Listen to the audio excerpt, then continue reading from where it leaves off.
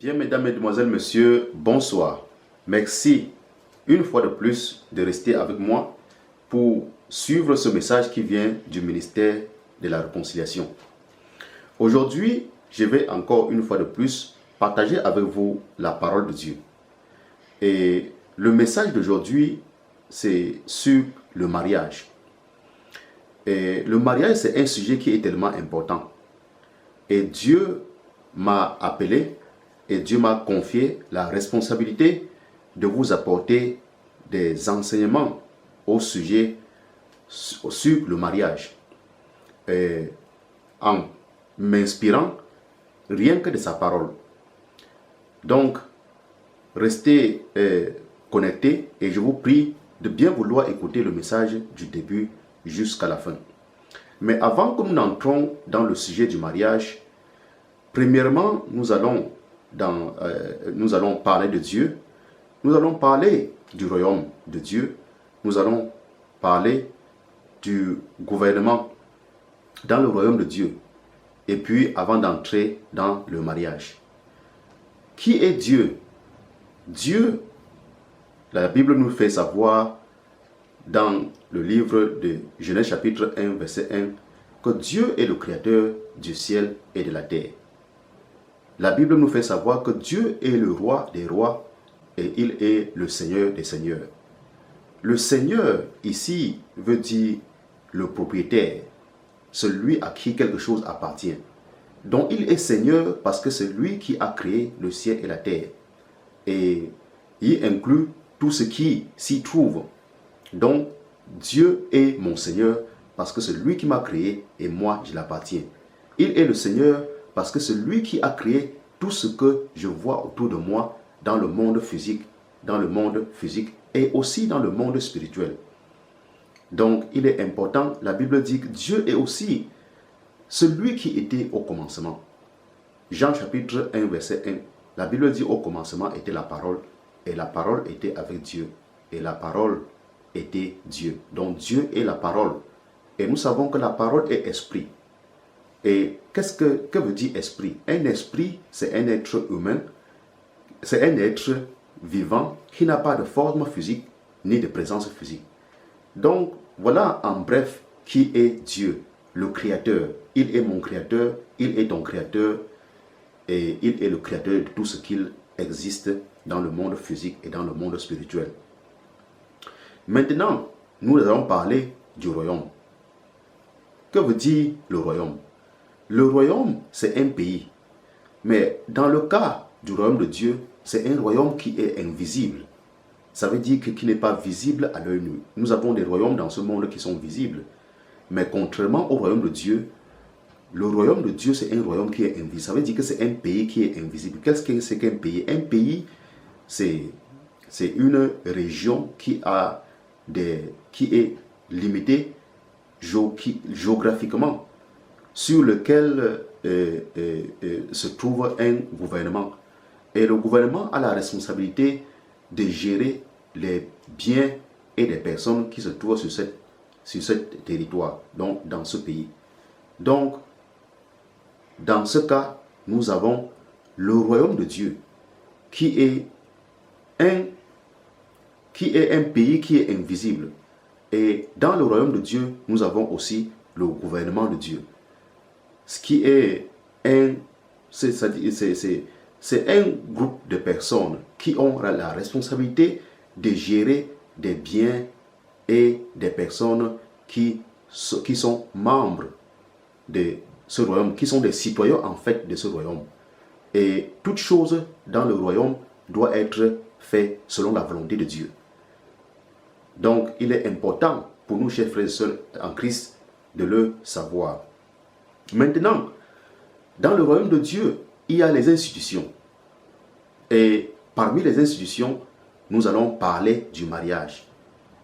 Et en parlant du mariage, nous allons voir les conditions que une femme, un citoyen du royaume, une citoyenne du royaume doit remplir avant de se marier. Donc, parce que le mariage, c'est la plus ancienne des institutions dans le royaume de Dieu. c'est d'abord la fondation du royaume.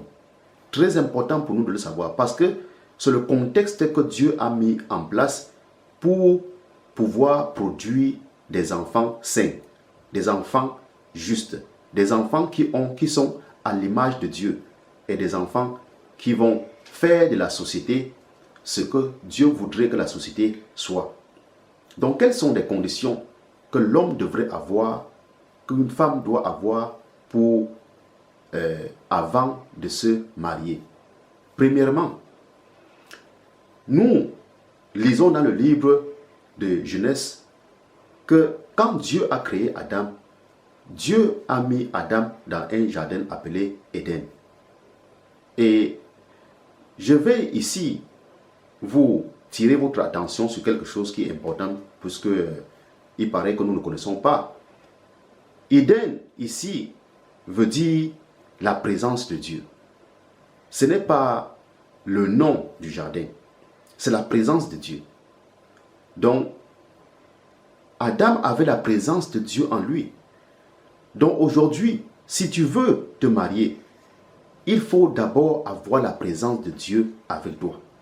Il faut que Dieu soit avec toi. Et la preuve que Dieu est avec toi, c'est la présence du Saint-Esprit dans ta vie, dans ton corps. La Bible nous fait savoir que notre corps est la maison du Saint-Esprit. Donc il faut que le Saint-Esprit vienne. Ce Saint-Esprit-là, représente Éden pour nous dans ce monde d'aujourd'hui. Il faut que Éden soit avec toi. Ça veut dire qu'il faut que tu aies donné ta vie en Jésus-Christ. Comment donner ta vie en Jésus-Christ? Tu écoutes la parole de Dieu, tu crois à la parole de Dieu, et puis le Saint-Esprit vient vivre dans toi. Nous allons, dans nos prochains enseignements, nous apporter des enseignements au sujet du Saint-Esprit, parce que le Saint-Esprit, c'est l'Esprit de Dieu, et il est dans notre vie, il a une mission dans notre vie. Et nous allons apporter des enseignements sur ce sujet dans nos prochains enseignements. En plus de cela, la deuxième chose que Dieu a demandé à Adam, c'était de travailler. Tout ça avant le mariage. L'enseignement que je vous apporte a la capacité, si tu écoutes et que tu crois, de faire de toi un homme prospère, un homme heureux, un homme sage, un homme intelligent, un homme qui est comblé de la joie, un homme qui est comblé un homme qui est épanoui dans son ensemble. Le travail. Qu'est-ce que le travail? Le travail, c'est une activité que tu mènes, qui te donne un salaire. Ça peut être journalier, ça peut être chaque semaine, ça peut être mensuel. Le travail, c'est une activité que tu mènes. Et cette activité-là, Dieu t'a créé pour que tu puisses mener cette activité. Et tu dois mener cette activité-là en mettant en application les lois et les principes bibliques, les principes du royaume. Troisièmement, il faut que tu cultives. Dieu a demandé à Adam de cultiver. Que veut dire cultiver? Cultiver, peut-être dans le cadre familial, ça veut dire améliorer. Ça veut dire éduquer. Ça veut dire prendre certaines actions pour amener les gens qui sont sous ta responsabilité à être productifs, à être éduqués, à améliorer les conditions de vie, cultiver aussi l'environnement. Ça veut dire que prendre soin de l'environnement de telle manière que l'environnement soit organisé, l'environnement soit sain, l'environnement soit un environnement où tous ceux qui s'y rendront auront le plaisir de rester et de ne pas partir parce que c'est bien. Quatrièmement, Dieu a donné la responsabilité à Adam de protéger. Protéger qui? La femme. Protéger ses enfants. C'est pour cela que l'homme est fort. Non, les muscles que Dieu t'a donnés, ce n'est pas pour faire la guerre à la femme, c'est plutôt pour la protéger. C'est plutôt pour protéger tes enfants, protéger ta femme contre les abus, Parce que nous vivons dans un monde où il y a la violence. Nous vivons dans un monde où il y a le péché. Donc, la responsabilité, l'une des responsabilités que Dieu a donné à Adam, c'était de protéger sa femme, de protéger ses enfants, de faire tout pour qu'elle se sente en sécurité. Parce que c'est toi qui es l'homme. Tu dois toujours être devant, elle doit être derrière toi. Et tous les enfants aussi après. Non. Maintenant, la quatrième et la cinquième responsabilité que Dieu a donnée à Adam, c'était d'enseigner la parole. Parce que nous lisons dans le livre de Genèse chapitre 2, verset 15,